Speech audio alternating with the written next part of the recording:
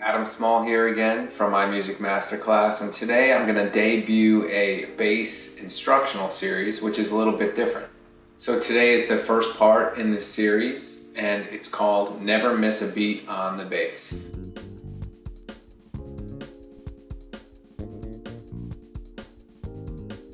In my almost 30 years of playing bass professionally, I've come up with a lot of conclusions, a lot of concepts. But the most important thing out of all the rhythmic and harmonic and all the things you can do on a bass is that you need to be incredibly solid. By solid, I mean you need to be unwavering. So it doesn't matter if you play simply, what style of music you play, if you're playing R&B, rock, metal, jazz, klezmer, it doesn't matter. All that matters is that you are like a train. And I remember when Bernard Purdy said this, we did a masterclass with him for my music masterclass a while ago. And I asked him how he got his impeccable time, because he's famous for saying things like, drummer, you don't need a click track, you are the click track. Now, when I asked him how he developed his time feel, because it's legendary, he said that this train would come by basically in his backyard or right outside of his backyard where he grew up. And whenever he is playing, he channels that train and he thinks about the rhythm and the unwavering quality of the train. And the more that you can do that, the more that you can become this unstoppable train of consistency, the more people will want to play with you. So the goal here is to have automatic technique. Automatic meaning that you don't think about a thing.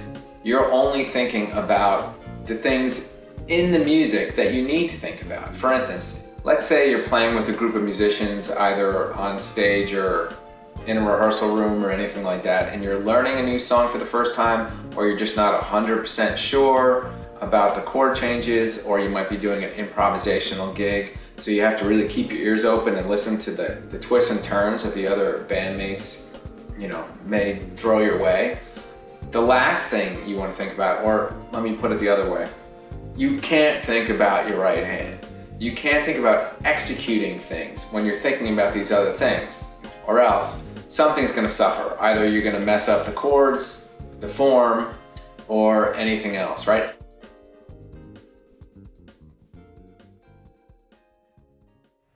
Many of you out there have probably seen some string skipping exercises like this, where you just alternate your fingers and try to hit everything cleanly.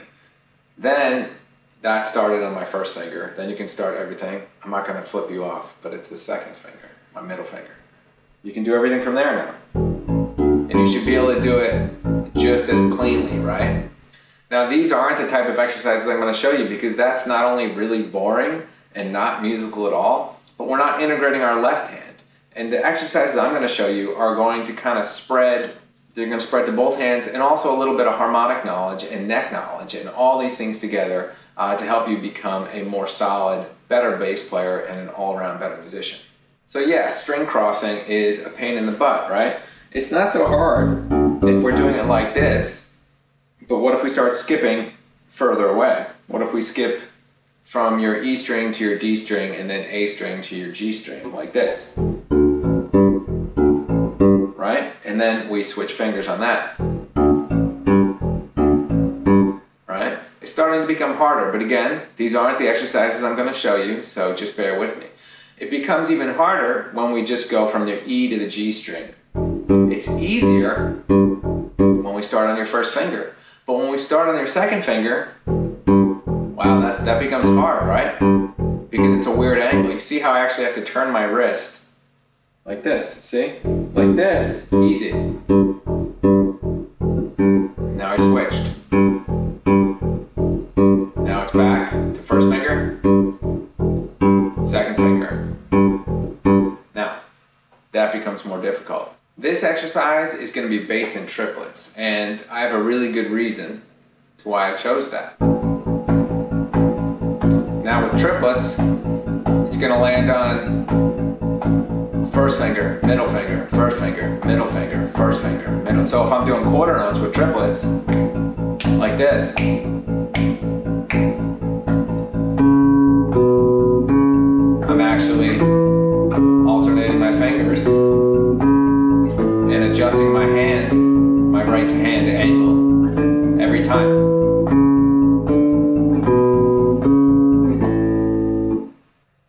just happened last week here, and it made me think that we could make a really interesting exercise using Little Drummer Boy, the Little Drummer Boy, the song.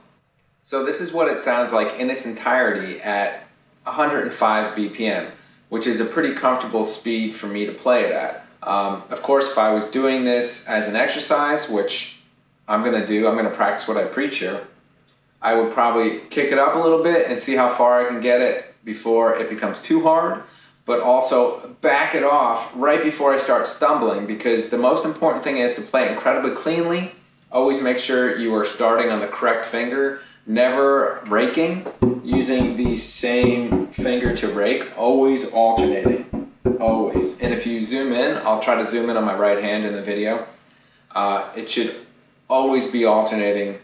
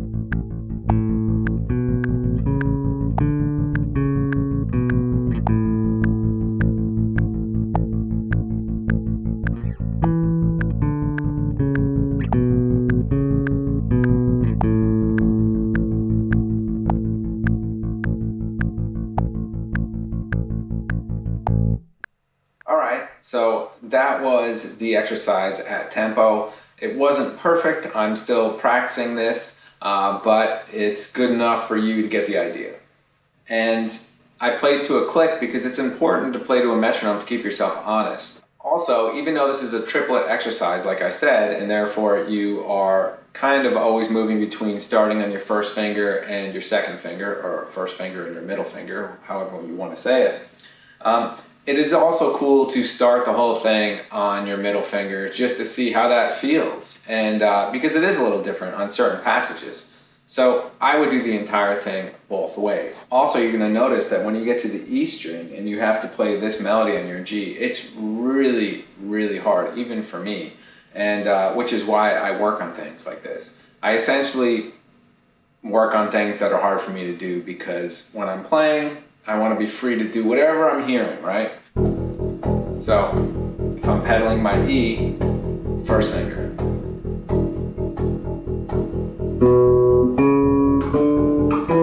That's hard, right? I can start on my second finger too.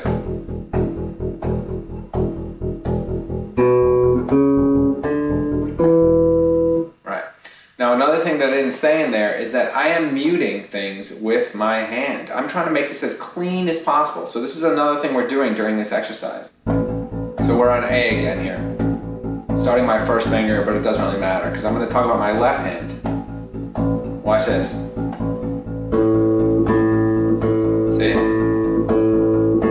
Now this second finger here is muting my D string. Otherwise, you're going to get all kinds of overtones or a ringing string.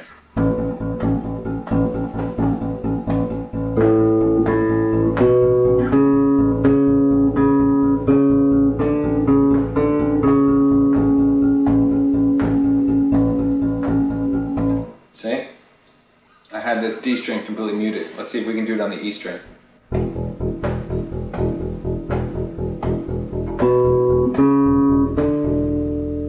See that? If you really look at my left hand here, you can see that I have the A and the D string completely muted with this finger. It's kind of like hard to see, but it is. They're just kind of hovering above this while this is being pressed, and these. But these, they're dead, okay? So that's important. You'll also notice that in that example I played, that after I was able to get through the form of my arrangement, I started messing first with the accents on the triplets. With a triplet, there's 3 parts. There's the downbeat, and then there's 2 more partials of the triplet. So you can accent the first, which would be like, right, which is like this. If we're going 1, 2, 3, 4, 1. But I can also accent the second part of the triplet. Now this is cooler with a metronome on, and I don't have one on right now, but you can hear what I did when I played it along with the click. All right, let's try this though. So I'm going to accent the second part of the triplet. That's where I am, see? 1, 2, 3, 4. There's my downbeat, right? I can also use the last part of the triplet.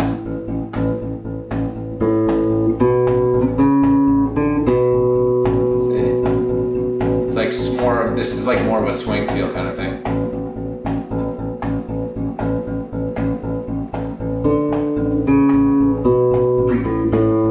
Right, but you don't have to stop. Like right now I'm resolving everything to the downbeat. You don't have to do that.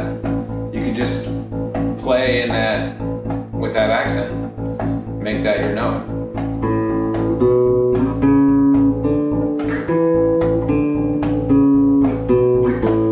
That time I did resolve it, right? But that's one way to do it. That will solidify your triplet feel. So that's a whole nother aspect of this exercise, is that you're gonna really be mastering your triplets if you can really play on all the different partials and lock in with that click. And do the whole thing with E as your pedal as well, playing melodies along here. And of course, depending on what scale you want to use, right now we're using kind of the template of the tune I played, which is Little Drummer Boy, but you can use whatever scale you want and really get your neck knowledge to a different level, because you'd be playing, you know, stuff from here to here, so horizontally. You can do a simple 4-note grouping with triplets, which I also did a little bit on the playing example to kind of show you.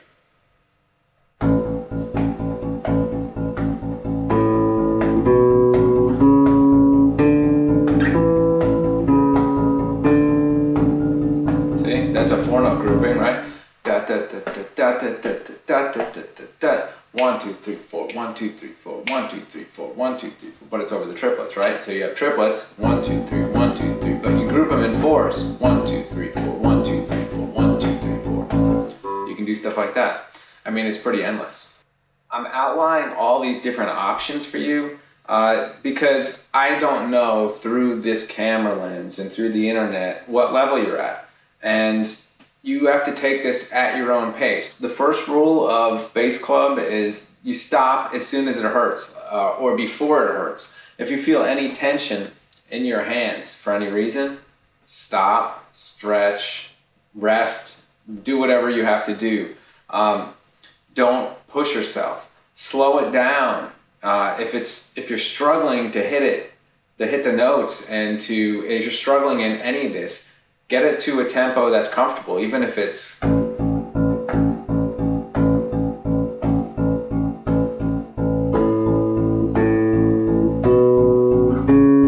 that's fine. As long as it's clean, as long as you're muting everything in here, there's no ringing notes, you're not missing strings, your time is solid. Do it with a click, like I did on the playing example. And then if you want to do these other things after you're done nailing that, and you want to start playing with the different partials of the triplet or groupings and doing that over this click, then, the more the merrier. You can keep adding on to this exercise.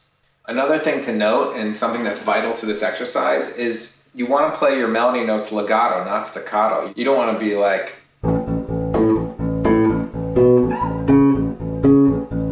that's way easier because you don't have to really address this. Your muting takes care of itself, and that's not what you want to do. You want to try to make everything flow like a melody.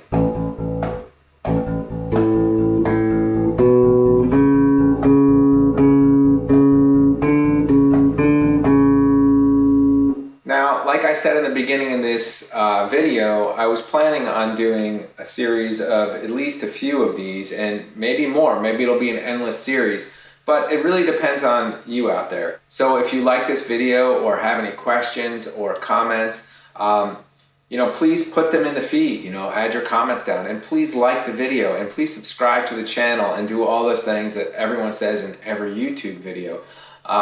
If you do that, I'll know that you're interested, and I'll do more of these. I already have several more ideas in the can, ready to record, and I think all of this will help you become a more solid bass player and just a freer musician. You're freer to exercise your creative thoughts. So that's it for now, and I'll see you next time.